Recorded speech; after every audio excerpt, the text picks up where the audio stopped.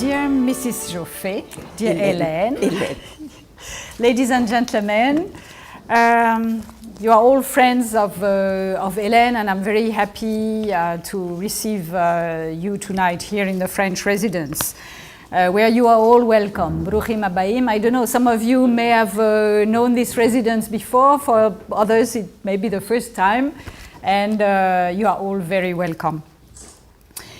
Well, first of all, I'd like to start by wishing, however belatedly, a very happy birthday to Helene, because as you all know, and I've come to learn that, well, yesterday was her birthday. I won't say for how many, you know, what is the... Please don't. But it's an important -1, let's say. Yes. And, but I know you're very shy and that we shouldn't mention it, but I think it's, you know, it gives us double pleasure to have you on such, on the day after such a significant milestone, let's say. Well, it's always a very great honor for an ambassador to pay tribute to people whose lives are an example for all of us. I know you are not going to like that, but still. Be it through their achievements, their exceptional contribution to France, or through the highest moral values that they embody.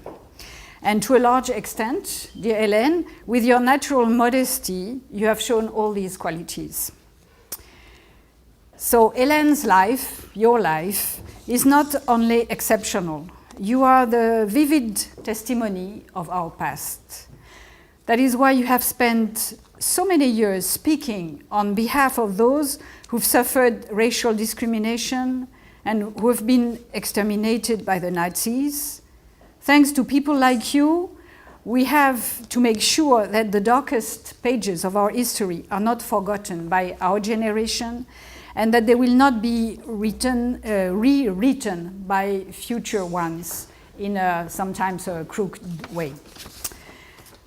I will, with your permission, dear Helene, recall some milestones of your life, well aware that words often fail to capture a whole existence, but well aware as well that your existence has been, as you put it, a series of miracles. The story, your story, doesn't begin in France actually, but in Crimea. Crimea, I don't know how you put it. At that time, your father was serving as an officer in the Russian army. Your parents fled the country and its revolution, crossing Europe through Constantinople. They decided to move to the south of France, but I've just learned that actually they were going to Canada, no? That's right. So you see, I'm learning history at the same time. But they stopped in the south of France. They were forced to stop. Yeah. So the idea was to actually go to Canada. And well, you know, they had to stop. They were forced to stop in France and to build a new life there after having actually lost everything they had. So it was really rebuilding completely. And that is how you were born in Marseille, and how you spent there what you remember as a happy childhood, surrounded by your parents who became merchants, and your siblings.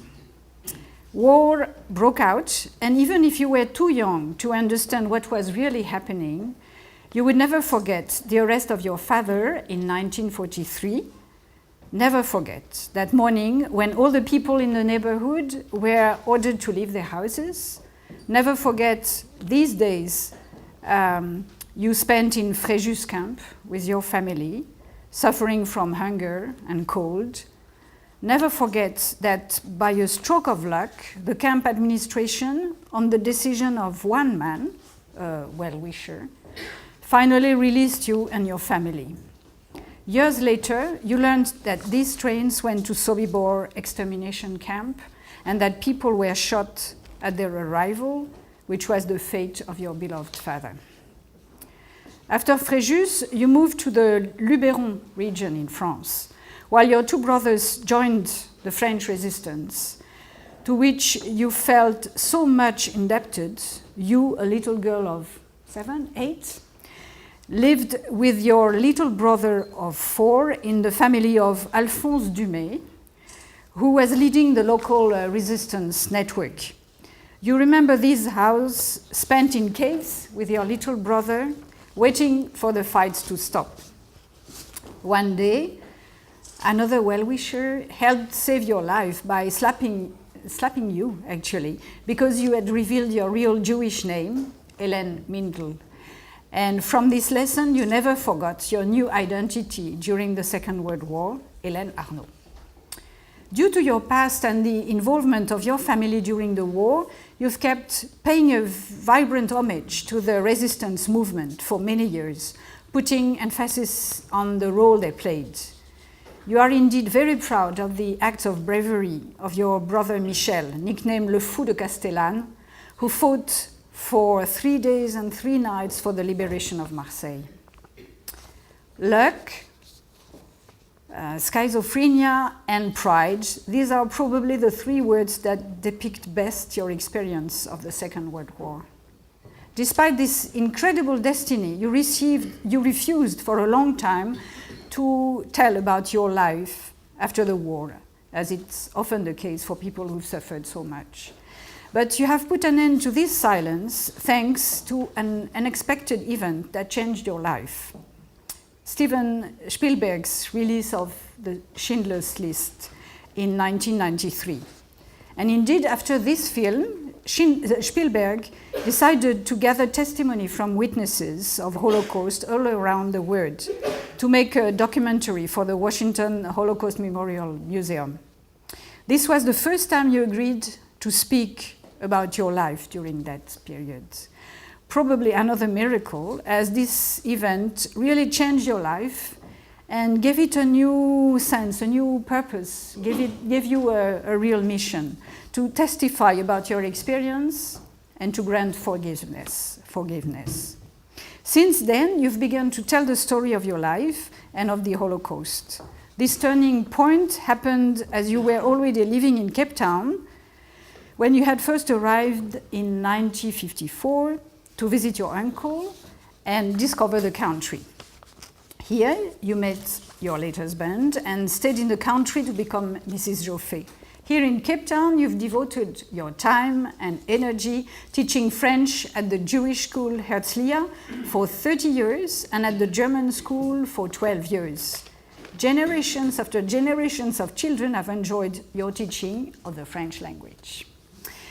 Thanks to Spielberg, you have also taken an active part in the activities of the Cape Town Holocaust Center since 2000, just 1 year after its creation.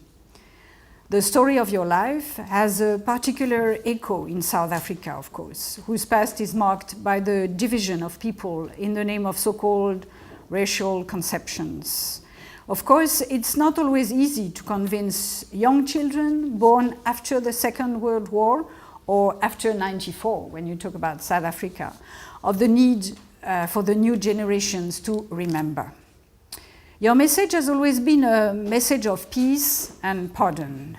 If we must remember forever, we also have to forgive, and I think that is your motto. Your long-standing friendships with German people, as well as your involvement in the education of South Africa's new generation, have illustrated these bridge-building efforts. An example, amongst others, illustrates very well, I think, the contribution of your own story to the reconciliation process in South Africa. One day, a former South African prison warden who suffered from the apartheid regime because of his skin color told you, if you can forgive, we can also do it. So today, with this award, we honor not only a survivor, but also a person who has made it a duty to testify and to show that forgiveness is essential. We also want to thank you for the role you've played in the promotion of the French language and for your contribution to the friendship between France and South Africa. So for all these reasons, the French government has decided to bestow the award of Knight of the French National Order of Merit upon Mrs. Helene Joffe.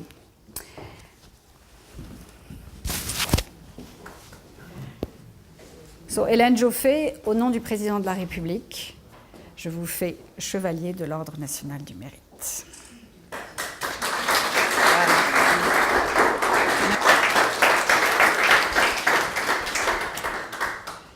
Madame l'ambassadrice, Monsieur le consul, Monsieur Bradman, Rabbi Liebenberg, dignitaries, dearest family and friends, it is with profound humility that I receive this great honor. I would like to thank Monsieur le Consul, Monsieur Michon, and Monsieur Richard Friedman for having thought me that deserving. I still feel I'm dreaming. I want to thank you, Madame, and all those involved for giving me your precious time and for this beautiful presentation. Monsieur le Consul, thank you for the warmth and respect you showed me when we met. And respect. Madame Flamingen, Catherine, thank you for your hard work for organizing the list of guests. My dear family and friends, thank you for being here with me, for all your love and support. Certainly I regret, merci. I regret the absence of my daughters. One more thing, certainly the most significant. I realize fully that I owe my life to the members of the French resistance who saved and sheltered this little girl caught innocently in the horror of war. It is this child in me that thank you all. I dedicate this nomination to my brother Michel, great young hero of the French resistance. Merci, Madame. Voilà, so I thank you all. I think we are supposed to have a little drop of champagne for the occasion. Thank you. So, cheers. Et félicitations. Merci, Madame. Hello, girls. I'm so sorry you're not here with me to share that beautiful, special evening, but I know you're with me. All the same, love you lots. Bye. Dear Rebecca, it was a wonderful time together, and I hope we meet again very soon. Lots of love to you.